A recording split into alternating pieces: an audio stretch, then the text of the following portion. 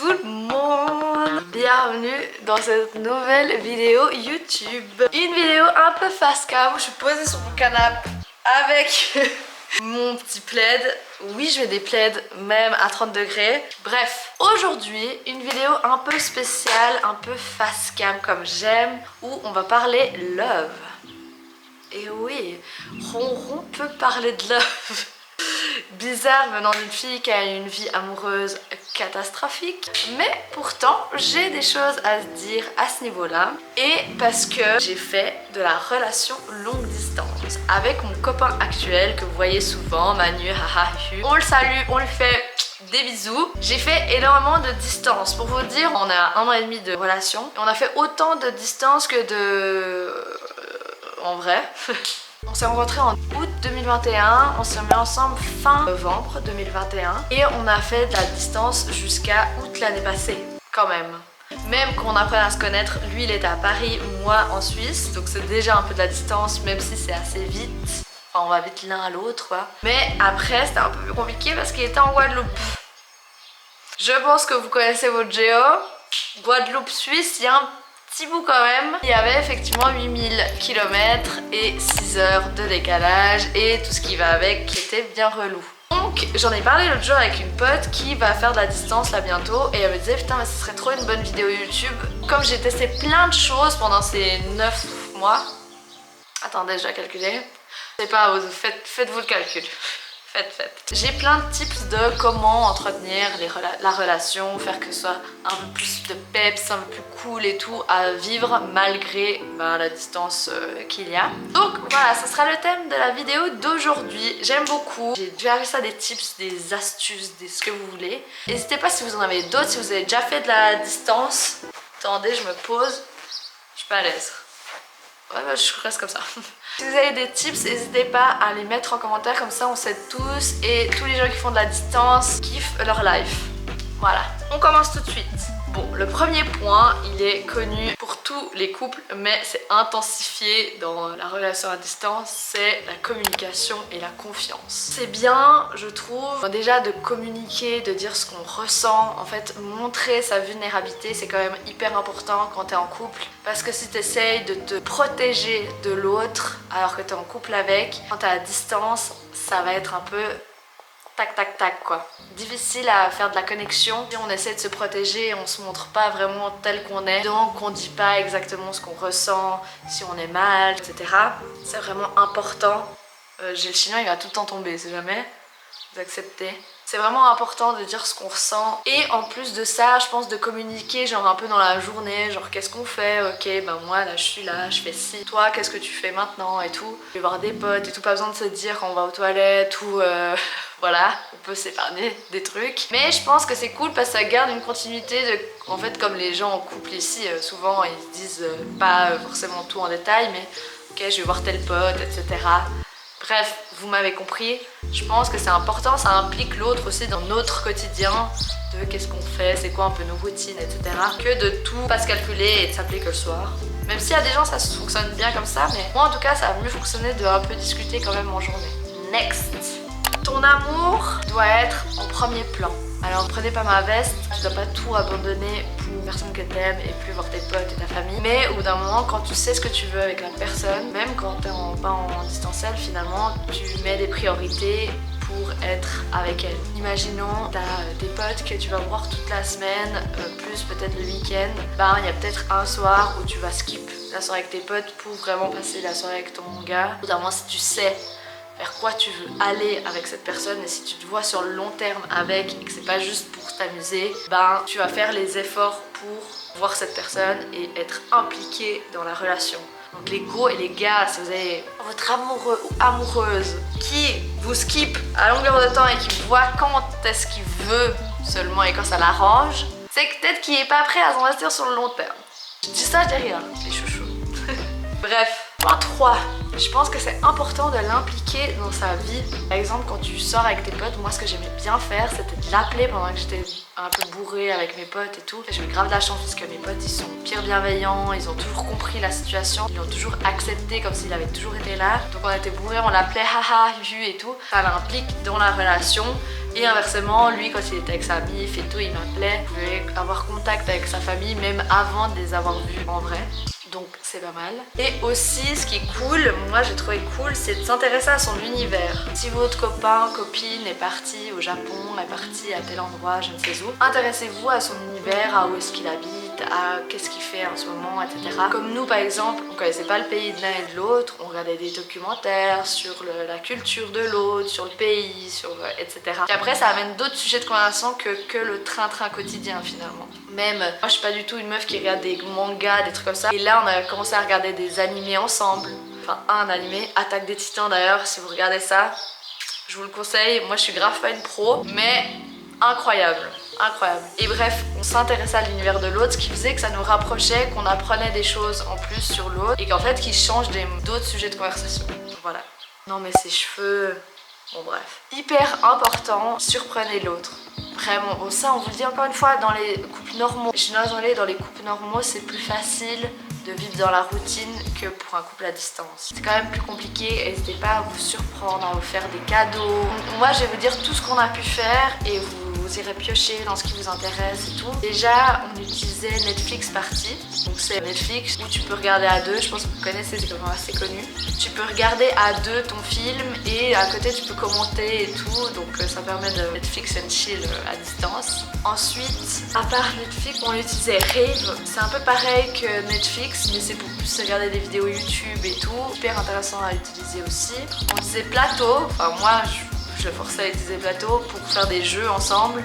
Tu peux jouer au Uno, tu peux jouer au Puissance 4, enfin il y a plein de jeux trop bien. Et des fois si t'as pas vraiment envie de tchatcher, t'as juste envie de rigoler et passer du temps ensemble, franchement c'est une bonne alternative Plateau. Qu'est-ce qu'on utilisait ensemble? On s'est envoyé des lettres. Avec la poste, tu peux t'envoyer des lettres, ça coûte grave pas cher. Bon, la Guadeloupe ça a mis 3 mois à arriver. Et d'ailleurs c'était une photo de nous deux en maillot. Et c'est sa mère qui a ouvert le courrier et qui a vu mes boobs au calme alors que j'avais jamais vu en vrai. Mais c'est une bonne idée, mais à part ça. On s'est fait des lettres qu'on s'écrivait à nous, on dévoilait un peu ce qu'on ressentait et tout. S'il y a des gens qui ont des problèmes avec la communication, des fois c'est mieux. On faisait aussi, quand on se voyait, on se cachait des petits trucs par-ci par-là pour que ça fasse des cadeaux, etc. On s'envoyait des mails pour s'inviter en date. C'était notre façon de s'inviter en date, c'est s'envoyer des mails. On recevait un petit mail cute et tout. On s'offrait des cadeaux, on s'envoyait des cadeaux, on commandait des choses pour l'un et l'autre. Désolée, j'ai plus de batterie.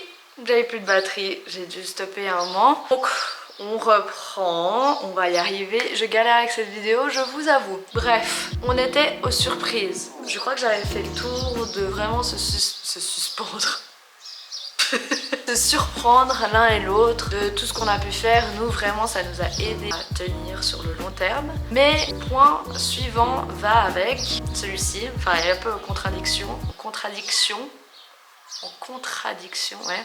C'est aussi de penser que c'est bien de garder une routine. Comme ça à distance, il faut un petit peu organiser quand vous vous voyez, etc. Et typiquement le dimanche, vous savez que vous vous appelez et tel jour vous allez vous voir pour faire ci ou vous organisez un date pour ce moment-là, etc. C'est bien d'organiser un petit peu à l'avance et d'avoir un peu une routine de quand est-ce qu'on se voit parce que finalement on a chacun notre train quotidien et c'est encore plus difficile de se capter quand t'es à distance. Plus t'es organisé, mieux c'est et après tu peux plus enjoy le moment avec l'autre personne.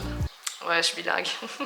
Bref, point numéro 6. C'est autant tu prévois tes moments où tu te vois en t'appelant, mais autant c'est bien de prévoir à l'avance quand tu te vois en vrai et d'organiser un peu vos retrouvailles. Genre, déjà c'est stimulant parce que vous savez que vous allez vous revoir dans tant de temps et c'est d'autant stimulant parce que vous allez justement prévoir ce que vous allez faire, organiser des choses et tout. Et c'est encore un autre sujet que vous pouvez aborder quand vous êtes au téléphone et ça rentre moins de nouveau dans le train-train quotidien et c'est cool d'organiser ça à deux. Et en plus ça va encore plus vous donner envie de vous voir et vous aurez encore plus hâte de vous voir ensemble. Et c'est trop bien de grave profiter. Mais moi perso ce qui m'a manqué c'est que justement comme on allait visiter le pays de l'autre, c'était en même temps des vacances et en même temps on se retrouvait. Et du coup on voulait full optimiser le temps là-bas pour aussi voir le pays. Donc on a peut-être pas assez fait des moments de chill parce que finalement quand tu te retrouves t'as aussi envie de faire des moments de chill et pas que d'aller visiter tel ou tel truc ou de faire plein de choses et tout. T'as des fois aussi envie d'être juste tranquille ensemble quoi. Donc lésinez pas non plus quand vous revoyez de prendre du temps aussi pour vous et de kiffer à deux sans forcément faire 1000 trucs. Voilà, j'ai mon ordi. L'avant-dernier point, moi après je suis quelqu'un qui prévoit. Pas si tout le monde est comme ça, mais moi je trouve en fait ça aide à se dire ok on se voit pas pendant tant de temps mais on va se revoir etc. Et du coup le 9e point c'est prévoir aussi dans le plus long terme quand est-ce que vous allez vous revoir, quand est-ce que la distance sera terminée. Donc c'est bien de se dire ok on s'appelle tel jour, c'est bien aussi de prévoir quand est-ce que vous allez vous revoir si c'est possible, parce que des fois financièrement et tout on peut pas. Mais je trouve ce qui est vraiment bien aussi c'est de mettre une deadline à la relation à long terme. Parce qu'on peut dire ce qu'on veut mais on peut pas faire toute une relation toute notre vie à long terme. J'ai soif, je parle trop. Nous par exemple on était partis sur 9 mois. Je savais que moi j'allais finir après mon CDD, lui aussi.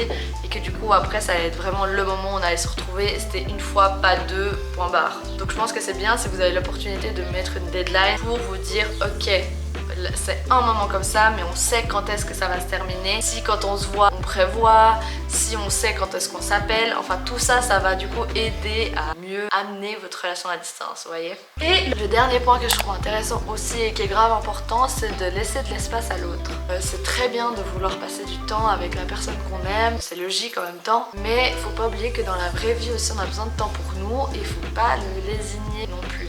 Moi je sais que je suis quelqu'un qui a besoin d'être énormément seul, mon copain aussi. Souvent on a tendance à vouloir être grave à deux dès qu'on a l'opportunité. Mais il faut pas oublier que des fois pour X ou Y raison, l'autre personne peut moins vous voir. Par exemple nous moi je devais finir mon travail de bachelor et lui devait finir ce travail de master. Moi au mois de mars j'ai eu moins de temps. Lui au mois de mai il a eu moins de temps pour moi et c'est des trucs qui arrivent et ça fait partie du truc finalement. Vraiment pas oublier que chacun a sa vie aussi finalement. Ben, si des fois l'autre peut moins être présent, aussi savoir comprendre et toujours avoir confiance en l'autre, s'aimer, voilà, et kiffer votre vie les chouchous.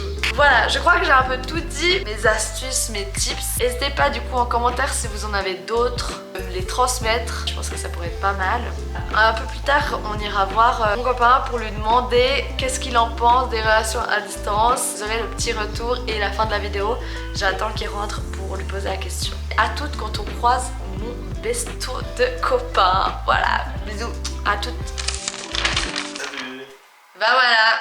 Coucou. Alors toi, viens dans la caméra, tu vas dans la caméra. Ouais. Qu'est-ce que t'as pensé de la relation à distance? Comment un bisou déjà. La relation à distance. Ouais. La période. Ouais. C'est la meilleure période. Ah ouais, ok. Bon bah bon, il a adoré. Finalement, c'est pas mal. Ouais. Bonne ambiance à la distance.